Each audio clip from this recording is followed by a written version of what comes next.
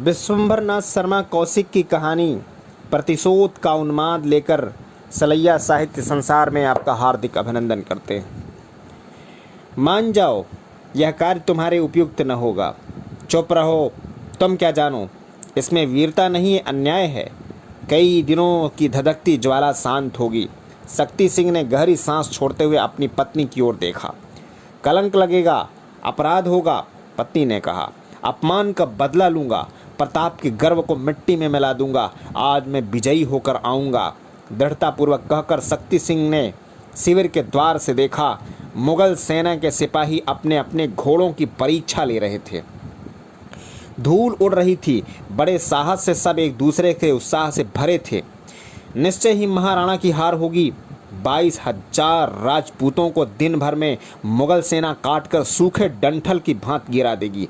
शक्ति सिंह ने सगर्व कहा। भाई पर क्रोध करके देशद्रोही बनोगे? कहते कहते उस राजपूत बाला की आंखों से चिंगारियां निकलने लगी। शक्ति सिंह अपराधी के समान विचार करने लगा।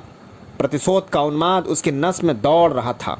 प्रताप के प्राण लेकर ही छोड़ेगा, ऐसी प्रतिज्ञा की थी उसने। नादान दिल किसी तरह न मानेगा, उसे कौन समझा सकता था। रणभेरी बजी। मुगल सैनिक मैदान में एकत्र होने लगे। बिजली की भांति तलवारें चमक रही थीं। उस दिन सब में उत्साह था। युद्ध के लिए भुजाएं फड़कने लगीं। शक्ति सिंह ने घोड़े की लगाम पकड़ते हुए कहा, आज अंतिम निर्णय होगा, मरूंगा या मारकर ही लौटूंगा। शिविर के द्वार पर खड़ी उसकी पत्नी अपने भविष्य की कल्पना कर रही थी। उसने बड़ी गंभीरता से कहा, ईश्वर सद्बुद्धि दे, यह प्रार्थना है। एक अपूर्व अभियान की तैयारी थी। प्रकृति कांप उठी। घोड़े और हाथियों की चित्कार से आकाश थर्रा उठा। बरसाती हवा के थपेड़ों से जंगलों के वृक्ष रणनाद करते हुए झूल रहे थे। पशु पक्षी भय से त्रस्त होकर आश्रम ढूंढने लगे।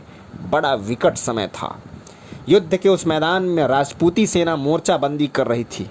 हल्दी घाटी की ऊंची ऊंची चोटियों पर भील धनुष चढ़ाए उन्मत्त थे। महाराणा की जय पर्वतमाला से टकराती ध्वनि के साथ प्रताप की सेना मुगल सेनाओं में घुस पड़ी। युद्ध आरंभ हुआ। भैरव रणचंडी ने प्रणय का राग छेड़ा। सैनिक हिंसक जानवरों के भांति अपने लक्ष्य पर टूट पड़े। उनके निडर घोड़े हवा से बात करने लगे। तलवारें चमकने लगीं। पर्वतों के शिखर के विषैले बाण मुगल सेना पर बरसने लगे। सूखी हल्दी घाटी में रक्त की धारा बह चली। महाराणा आगे बढ़े। शत्रु सेना का व्यूह टूटकर तितर बितर हो चुका था। दोनों ओर के सैनिक गाजर मूली की तरह कट कट गिरने लगे। देखते ही देखते लाशों के ढेर लग गए। भूरे बादलों को लेकर आंधी आई। मुगल सेना के सैनिकों को बचने का असर मिला। सेना में नया उत्साह भर गया। तोपों के गोले उथल पुथल करने लगे। धाएं धाएं करती बंदूक से निकलती गोलियां दौड़ रही थीं। ओह, जीवन कितना निरीह हो गया था।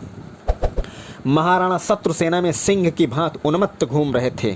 जान की बाजी लगी थी। वे सब एक तरफ से घिरे थे। हमले पर हमले हो रहे थे। राणा संकट में पड़ चुके थे। बचना कठिन था। 7 बार घायल होने पर भी उनके पैर उखड़े नहीं थे। मेवाड़ का गौरव इतना दुर्बल नहीं था। मान सिंह की कुमंत्रणा सिद्ध होने लगी थी। ऐसे आपातकाल में यह वीर सरदार सेना सहित वहां कैसे पहुंचा? आश्चर्य से महाराज ने उसकी ओर देखा और मन्ना जी ने उनके मस्तक से मेवाड़ के राज चिन्ह को उतारकर अपने मस्तक पर धारण कर लिया। राणा ने आश्चर्य और क्रोधपूर्वक पूछा, यह क्या है? आज मरते समय एक बार राज चिन्ह धारण करने की तीव्र इच्छा उत्पन्न हो उठी थी। हंसकर मन्ना जी ने कहा। राणा ने उन्मादपूर्ण हंसी में अटल धैर्य देखा। मुगल सेना में शक्ति सिंह इस चातुरी को समझ गया। उसने देखा कि घायल प्रताप रणक्षेत्र से जीते जागते निकले चले जा रहे हैं और मुगल मन्ना जी को प्रताप समझकर उस पर ही टूट पड़े। उसी समय 2 मुगल सरदारों के साथ शक्ति सिंह ने महाराणा के पीछे अपना घोड़ा छोड़ दिया। युद्ध समाप्त होने को था। स्वतंत्रता की बलवेदी पर सन्नाटा छाने लगा था। जन्मभूमि की रक्षा हेतु मर मिटने वाले वीरों ने अपने प्राणों का उत्सर्ग कर दिया था। 22,000 राजपूत वीरों में केवल 8,000 ही शेष रहे थे। विद्रोही शक्ति सिंह को सोचता हुआ अपने घोड़े पर चढ़ा चला जा रहा था। मार्ग में शव कटे पड़े थे। कहीं भुजा, कहीं शरीर अलग पड़ी हुई थी, कहीं धड़ कटा पड़ा हुआ था, कहीं खून से लथपथ मस्तक भूमि पर गिरा पड़ा था। ये कैसा परिवर्तन है! 2 घड़ियों में हंसते बोलते और लड़ते जीवित लोग कहाँ चले गए। ऐसे निरीह जीवन पर इतना गर्व। शक्ति सिंह की आंखें ग्लानि से छलछला उठीं। ये सब राजपूत थे, मेरी ही जात के, मेरे ही खून के थे। हाय रे शक्ति, तेरा प्रतिशोध पूरा हुआ। क्या सचमुच पूरा नहीं हुआ? नहीं, प्रतिशोध नहीं था नीच शक्ति, यह पैशाचिक आयोजन था। पागल, तो भला प्रताप से बदला लेना चाहता था, उस प्रताप से जो अपनी स्वर्गादपि गरियसी जननी जन्मभूमि की मर्यादा बचाने हेतु लड़ता रहा। वह जन्मभूमि जिसके अन्न जल से तेरी नसें भी फूली फली हैं, और अंत में तो माँ की मर्यादा का ध्यान कर। सहसा धाएं धाएं गोलियों की ध्वनि सुनाई दी। चौंक कर शक्ति सिंह ने देखा तो मुगल सरदार प्रताप का पीछा कर रहे हैं। महाराणा का घोड़ा लथपथ होकर लड़खड़ाता हुआ बार बार गिर रहा था। अब भी समय है। शक्ति सिंह के हृदय में भाई की ममता उमड़ रही थी। एक आवाज़ हुई, रुको। दूसरे ही क्षण शक्ति सिंह की बंदूक से गोलियां छूटी। पलक मारते ही दोनों मुगल सरदार जहां के तहां ढेर हो गए। महाराणा ने क्रोध भरी आंखें चढ़ाकर शक्ति की ओर देखा। वे आंखें पूछ रही थी, क्या मेरे प्राण लेकर तुम निहाल हो जाओगे? क्या इतने राजपूतों के खून से तुम्हारी हिंसा तृप्त तो नहीं हुई? किंतु यह क्या? शक्ति सिंह महाराणा के सामने नतमस्तक खड़ा था। वह बच्चों की तरह फूट फूट कर रो रहा था। नाथ, सेवक अज्ञानवश मार्ग भटक गया था। आज्ञा हो तो इन चरणों पर अपना शीश नवाकर प्रायश्चित कर लूं। राणा ने अपने दोनों बाहें फैला दी। दोनों आपस में गले मिल गए। दोनों की आंखें स्नेह की वर्षा करने लगी। दोनों के हृदय गदगद हो उठे। 2 भाइयों के इस अनोखे मिलाप को देखकर प्रकृति ने पुष्प वर्षा की। नदी की कलकल करती धाराओं ने वंदना की। प्रताप ने अपने डबडबाई आंखों से देखा। उनका चिर सहचर प्यारा घोड़ा चेतक दम तोड़ रहा था। सामने ही शक्ति सिंह का घोड़ा तैयार था।